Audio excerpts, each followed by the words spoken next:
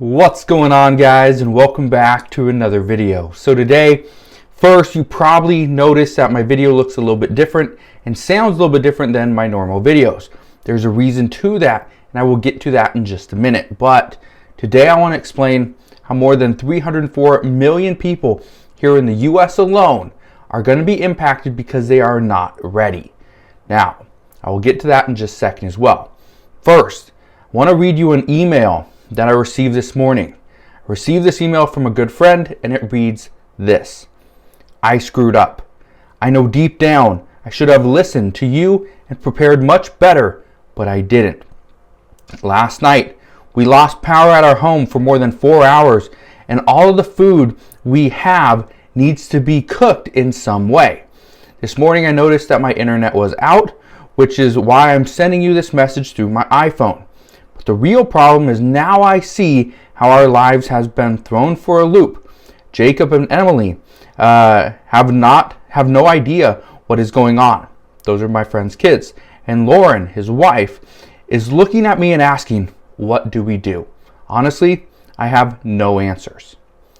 And it goes on from there, but that's the email that I received this morning. Now, before I get into how more than 304 million Americans are not ready for what is coming, I want to first address why this video looks so different. The main reason is because as of right now, I have no internet. Yeah, I have no internet, which means my $20,000+ computer setup that I normally use, it is pretty much useless because there's no internet to it. Now, last night I also lost power, but here's the key. I've been preparing for this. I have food that doesn't have to be cooked. I have food that you can just eat straight out of the pantry or straight out of the refrigerator, right? I didn't have to worry that we were going to be cold because I knew the house was properly insulated, which I prepared for this. I've told you guys about this before. Make sure your windows are sealed, the doors are sealed, make sure you have enough blankets, other forms of heat. That's a very good thing, right? I even prepared for power outage just to see. I have many battery-powered flashlights just in case. I have a lot of solar-powered flashlights and radios. I have a couple crank flashlights and radios, and just in case, I'm going old school here, but I have so many candles at my home that we could pretty much keep our entire home lit for weeks. Yeah, candles. Going back to the old days where people lit their homes with candles, with flame, with light, right?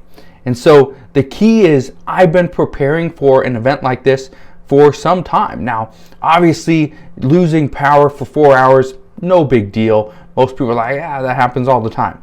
No big deal. For me, it's a big deal because normally we do not lose power. And as far as losing internet, well, as far as working, it makes it very difficult. As far as using my computer, makes it very difficult. I'm shooting from my iPhone. My iPhone still has internet connection. It's through the cellular connection, not Wi-Fi, but it still has a connection. So I was prepared. But according to reports, 95% or more people here in the United States are not prepared and could not withstand a simple emergency. Well, what classifies as a simple emergency?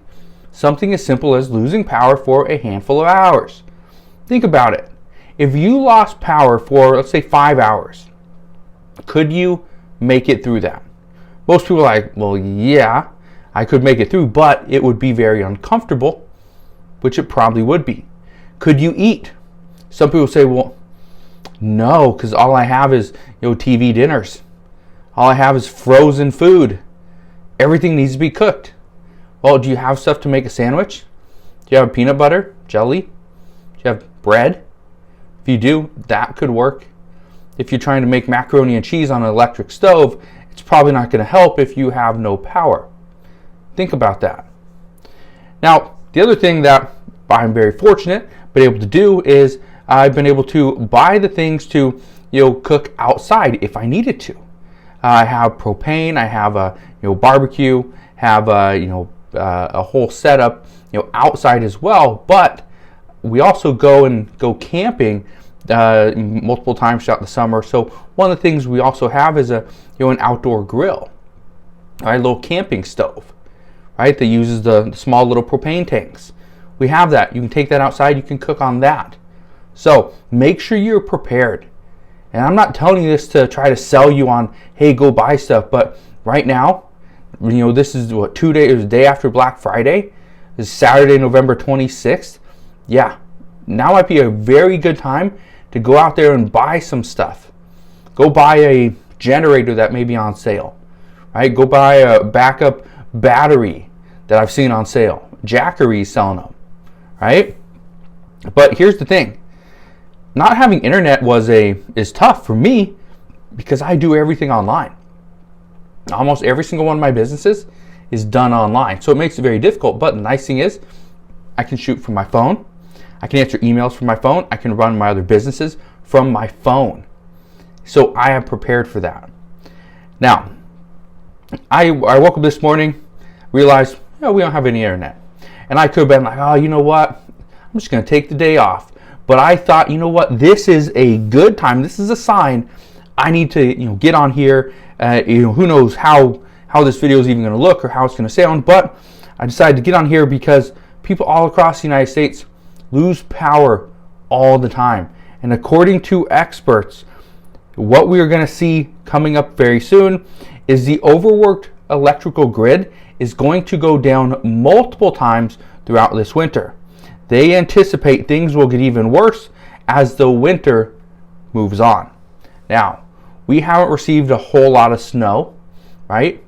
We haven't received temperatures in the negatives yet, right? We haven't seen huge windstorms or ice storms. So why is the electrical grid going out? Well, according to reports, it is because it's overworked. People are trying to stay warm. They're connecting their cars. They're connecting their cell phones, connecting their computers, TVs, everything to the electrical grid. And that's what's causing it to go down. Now, granted, just this past week, the Biden administration announced they want to spend about $13 billion in order to enhance our electrical grid and enhance our infrastructure. However, this is not going to happen soon enough. It takes time, so just keep that in mind. But I just wanted to go over this really quick with you guys because I don't want to get an email from other people as well. Love getting emails, love getting comments, but I don't want to see another email that says, I screwed up. Man, I should have listened to you, but I didn't. I should have been prepared, but you know what? I just didn't. I don't want to receive that email. I want to receive the email that says, hey, we lost power last night. There's no big deal. I had my kids doing this, my wife doing that, my husband doing this, whatever, and we were prepared. That's the email that I want to receive. All right? So, just wanted to fill you in on what's going on right now.